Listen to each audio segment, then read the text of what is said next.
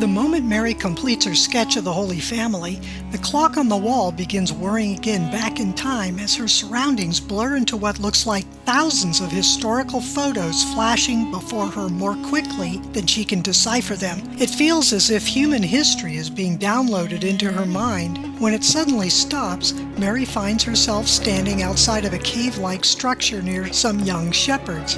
As their flock quietly watches them from a distance, Mary marvels at the idyllic landscape that surrounds her. Looking down, she finds leather sandals on her feet beneath a simple ankle-length tunic she is wearing with a braided cord tied around her waist. As if there was nothing unusual about her sudden appearance from behind a tree, one of the shepherds tells her, "Sister, perhaps you should enter to announce our arrival. You could warm them up to our incredible story about those mighty angels who sent us forth to honor the newborn king."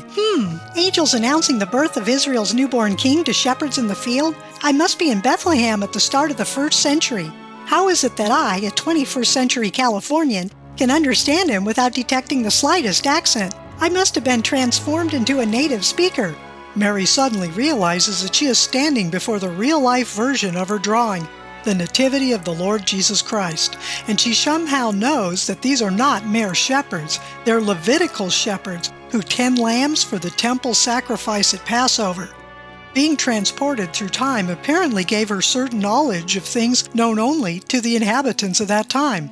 Sadly, that knowledge does nothing to calm her nerves in light of what, or rather who, rests immediately before her. On the other side of a heavy blanket draped carefully over the entrance is the single greatest event in history, the incarnation of God's own Son. The blanket hangs like the veil that separates the Holy of Holies from the surrounding world. The shepherds line up on either side behind Mary like sentinels at their guard post as she trembles before what lays ahead. Woe is me! How can I gather the courage to enter while trembling like this? My legs feel like they will give out on me.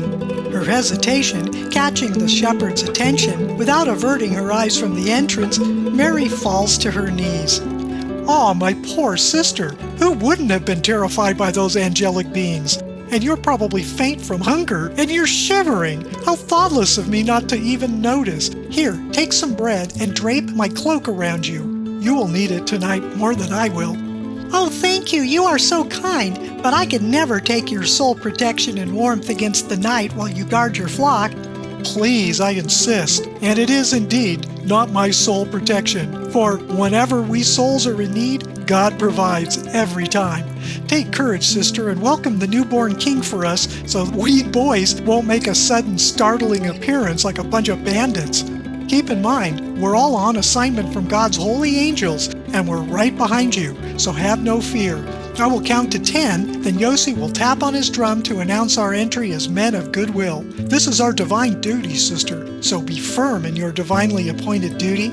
Something about the young man's confidence and sun-burnished smile melts away all apprehension and gives her courage.